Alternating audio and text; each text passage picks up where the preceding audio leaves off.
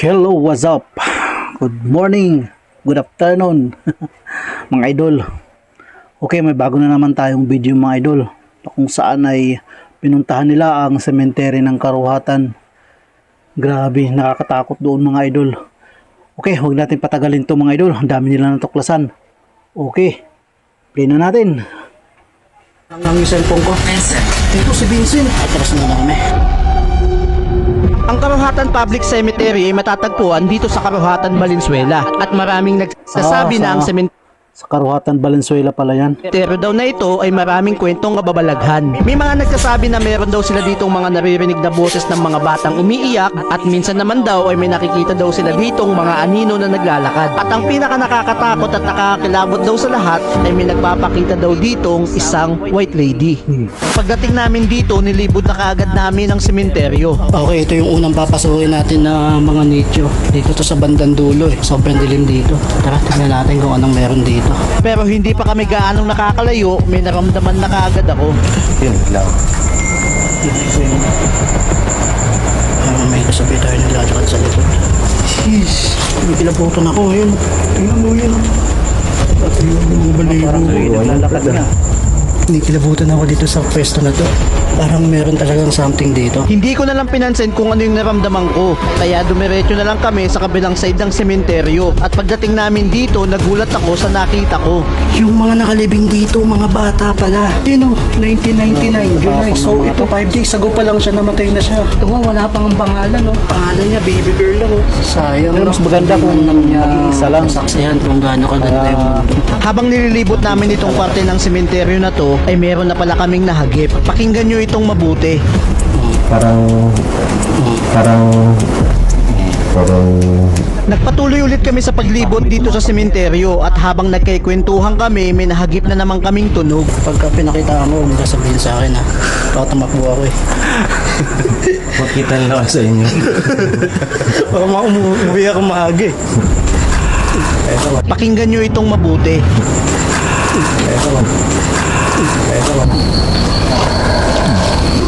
Hindi namin ito napansin noong nandito kami, kaya nagpatuloy lang ulit kami sa paglibot. Basta dito kanina, yung naglalakad kami kanina palabas, maaga-aga pa mga alas 6. Dito yung sabi nung pinsang ko, dito daw yung parang may sumusunod sa amin na naglalakad din palabas din. So tingnan mo, silipin nga natin kung anong meron dito. Pinuntahan ko at sinilip kung saan yung sinasabi ng pinsang ko na may parang naglalakad.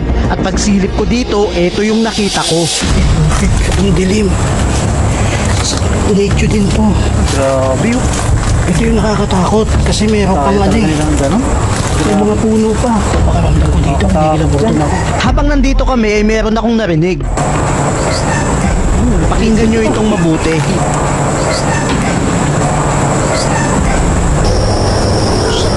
Isang sitset na hindi namin malaman kung tinatawag ba kami o gusto kaming paalisin. Kaya minabuti na naming umalis dito pero hindi pa kami nakakalayo, ito na yung nangyari. Putang ina na yun. Oh. Grabe. Ano yun? Ay, yung isa malaki. Kumalas ko sa puno. Full talaga. Yes. Hindi ko alam kung ano yun. May kumalas ko sa puno. Nagpatuloy kami sa paglibot sa loob ng sementeryo hanggang sa napadpad kami dito at dito na rin kami kinilabutan ng sobra.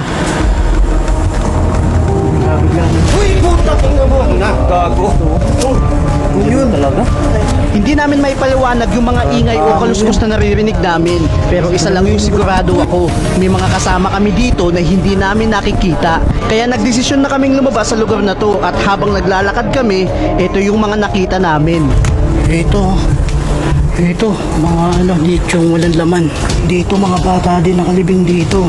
Mga bukas pa yung nicho. Mga nicho. Butik, ang bigat. Ang bigat dito. Sobrang bigat talaga sa pakiramdam ng lugar na ito. Ganitong ganito din yung naramdaman ko noong nag-overnight kami sa Diplomat Hotel. Pag na-survive ko tong gabi na to, kadami tayong abandon na pupuntahan. Gusto nyo Diplomat Hotel? Babalik ako doon. Mag-overnight tayo doon sa loob na yun. Pabutin nyo akong 100k subscribers. 100k followers.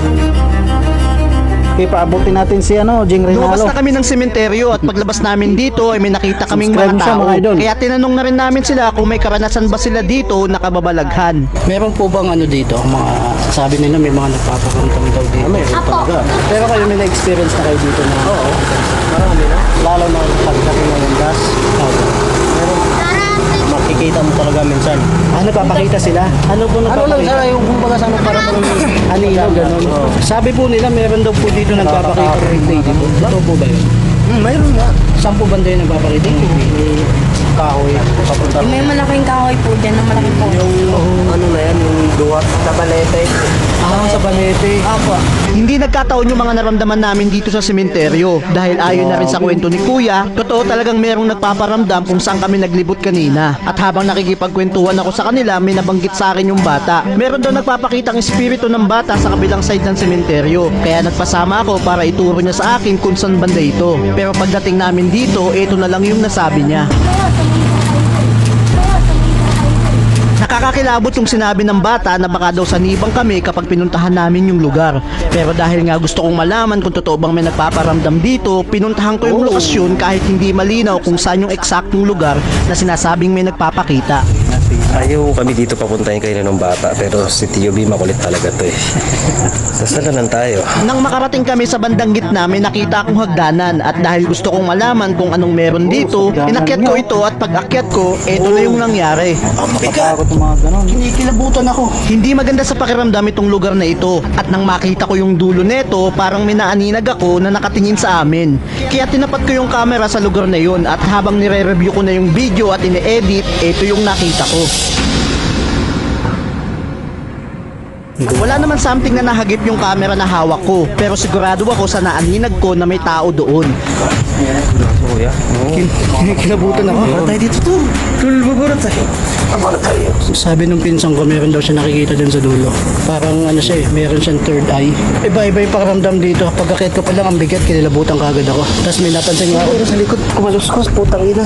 At dahil nga kung ano-ano na yung nai-experience namin dito, nagdesisyon na kami na bumaba. Ayaw nila na nandito tayo. Iba yung pakiramdam ko. Puti? Hindi nyo nakita? Hindi. Anong nakita mo? Kulay putingan. Puti na naglalakad. Maliit lang siya eh. Parang bata. Oo. So, totoo nga yung bata nga talaga nagpaparamdam dito. Tuluyan na kami lumabas sa loob ng sementeryo at kinuha na rin namin yung gamit namin kung saan namin ito iniwan. At maya-maya lang may nakwento si Boss Pau. Kayo na kasi tol, yung mga bata diba nandun kayo. Kakwentuhan ko dito. Tapos sabi nila, dati daw yung mga sinasalvage dito tinatapon. Hinatid na namin si Boss Pau sa labasan dahil uuwi na siya at kumain na rin muna kami. At pagbalik namin sa sementeryo, nadaan naman kami dito. Okay guys, ang oras natin ngayon ay 9:46 at nandito tayo ngayon sa kinikwento ni Kuya, ni Tatay kung saan dito daw nagpapakita yung white lady. Dito daw sa may puno na to. Lakad tayo dito. Puntahan natin. Pinuntahan ko yung lugar kung saan daw nagpapakita yung white lady at tumambay ako dito ng ilang minuto. Pero wala naman akong naramdaman kaya umalis na kami at naghanap ng pwesto para maglatag ng tent. So yun o, kakalatag lang natin ang tent at ang oras natin ngayon ay 10:02 ng gabi at magpapahinga muna tayo. Mamaya alas 12 babalik tayo at susubukan natin kung ano may experience ulit natin mamaya. Gagamitin natin mamaya yung mga ghost apps natin para makipag-communicate sa kanya. Tingnan natin kung may sasagot sa atin pag kinausap natin sila. 12 AM pumunta na ako sa lugar kung saan meron daw nagpapakita na bata at pagdating ko dito, ginamit ko na yung ghost apps ko. So ngayon, eto may gagamitin tayong apps. Ginamit ko yung SLS camera na ginagamit ng mga sikat na paranormal investigator para makakapture ng spirit or entity. At pagtapat ko nga nito sa harap ko, ito yung nakita ko. Putik, ang dami nila.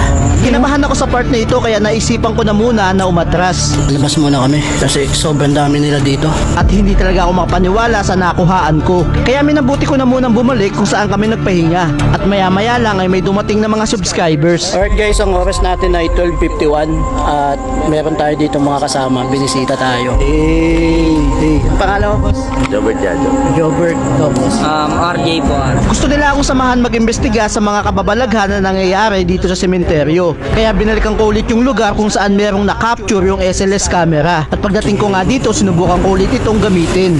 So ito, gagamitin na ulit natin siya ngayon. Tingnan natin kung may makaka-capture tayo dito. Mapapansin nyo dito sa screen ko, tao siya, nandyan siya. Ngayon pag hinarap ko sa iba yan at walang tao, ibig sabihin may nakaka-capture siyang something na spirit or kung ano.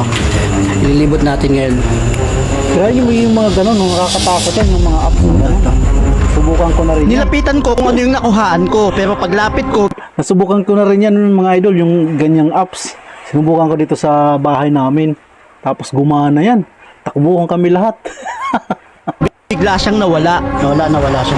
Inilipat ko sa ibang anggulo yung camera at hindi ko inaasahan yung nakuhaan ko. Ayun, no?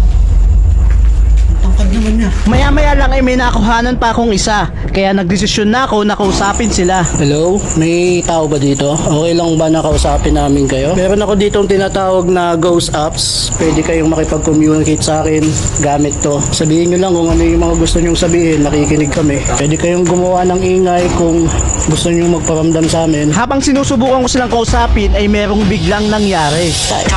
Dark. Hindi ko malaman kung ano yung gusto niyang iparating sa sinabi niya, kaya ito na lang yung nasabi ko. Madilim talaga dito. Guys, sumagot siya. Dark. Ang sabi niya. Sinubukan ko ulit siyang kausapin at this time hindi ko inaasahan yung naging sagot niya. Andrea, ang pangalan mo. Malinaw na pangalan nito ng espiritu na nandito, kaya patuloy ko lang siyang kinausap. Bata ka ba o ano, matanda? Ilan taong ka na? Andrea. Andrea daw ang pangalan niya. Okay lang ba, Andrea, na nandito kami? Habang kinakausap ko siya, may biglang nangyari sa cellphone ko. Naghang yung cellphone ko. Naghang na yung cellphone ko. Hindi naman naghahang yung cellphone ko eh. Naghang yung phone ko. Ayun na gumalaw. Naghang yung cellphone ko at isa itong malinaw na indikasyon na may espiritu talaga dito. Kaya sinubukan kong hanapin kung may Andrea bang Kasi yung mga pangalan na espiritu, nakalibing dito. Kasi yung mga espiritu, mga idol, doon yan sa mga katulad ng cellphone, kumukuha sila ng lakas, mga idol, ganun. Kaya maghahang talaga ang cellphone. Nahanap namin yung Andrea ang nicho dito. Try namin maghanap pero wala kami makitang Andrea. Dahil wala kaming makita na Andrea na pangalan dito, nagdesisyon kami na sa taas maghanap. At dito rin yung lugar kung saan may naaninag ako na tao. Naglakad kami hanggang sa dulo nito at bigla na naman nagsalita yung ghost apps ko. Okay guys, dito yung sinasabi ni Kuya kanina na may bata siyang nakita. Nakakulay puti na lalaki. Won't understand.